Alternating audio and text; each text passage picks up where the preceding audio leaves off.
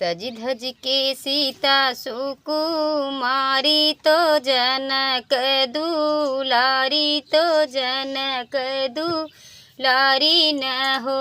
सीता हाथवा में लीही पूजा थाली त गौरी माँ नाव चली गौरी माँ नाव चली हो।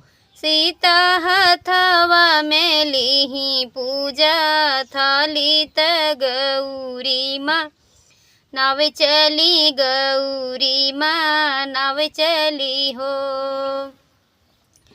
गौरी माँ नाव यूही गई जहाँ हो बारी फूलवरिया त बारी फूलवरिया त गायत्री मंदिरिया तो गायत्री मंदिरिया न हो। सीता ऊही पे दुई सुख मारत नजर लड़ गई नजर भल लड़ गई हो। ऊही सीता ऊही पर दुई सुकुमारत नजर भल लड़ गई नजर भल लड़ गई हो। लड़ते नजर सिया जी के नयन सूरत बस गई नयन सूरत बस गई हो। मैया राम जी के हूँ हमरा बर बिनीति तोहरे बिनीति है तोह से न हो। मैया राम जी के दीहू हमरे बर बिनीते है तोह से बिनीते है तुह से न हो। बाबा जे रचे मोर स्वयंवर त स्वयंवरया परत स्वयंवरया पर न हो।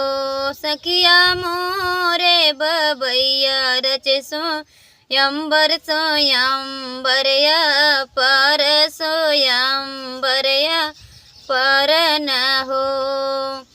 स्वयंवर में आए हैं राजावर महाराजावर महाराजा न हो। सखिया वशिष्ठ मुनि संग दुई सुकुमार जे नास हम चुने जे नास हम चुने हो। सखिया स्वयंवर में आए श्री राम और भैया लक्ष्मण जे नस हम मांगे जे नस हम चुने हो। धनुष शिव के धनुषिया धमुष नाही खाए धमुष नाही खाए नी हो। मन ही सीता सोचैत गौरी माँ नामैत गौरी माँ नामाई हो। मैया राम के बर मोर दीहू गले जय माला डारी जय माला न हो। मैया राम कबर मोर दीहू गले में जय माला पड़े जय माला न हो। एक हाथ धइले धनुषिया दूसर चढ़ावई दूसर चढ़ावई हो। राम शिव के धनुष तीन खंड कैले त राम जय जय करत राम जय जय कर न हो। राम शिव के धनुष तीन खंड कैले तो राम गुण गावैत फूल बरसावई हो।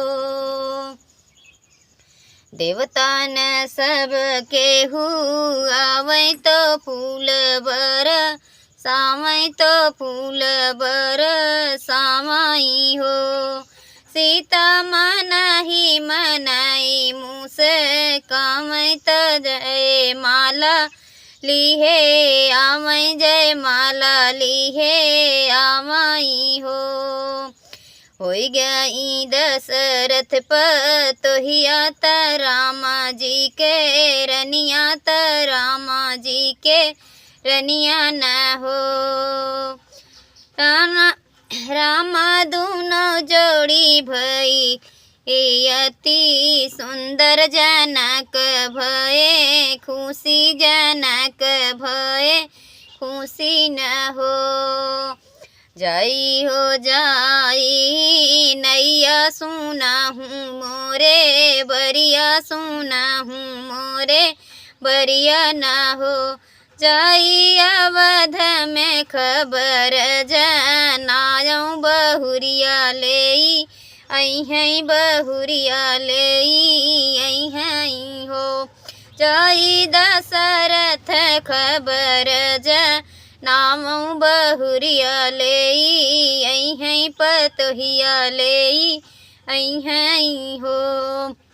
तो बहुत ही प्यारा गीत हर तिलक तीज का। और आप लोग सुनिए सिंगर सुमन निषाद के चैनल पर। लाइक सब्सक्राइब और कमेंट के साथ ज़रूर बताएं ये हमारा सोहर गीत कैसा लगा। और फेसबुक में आप लोग लाइक सब्सक्राइब फॉलो शेयर ज़रूर करें।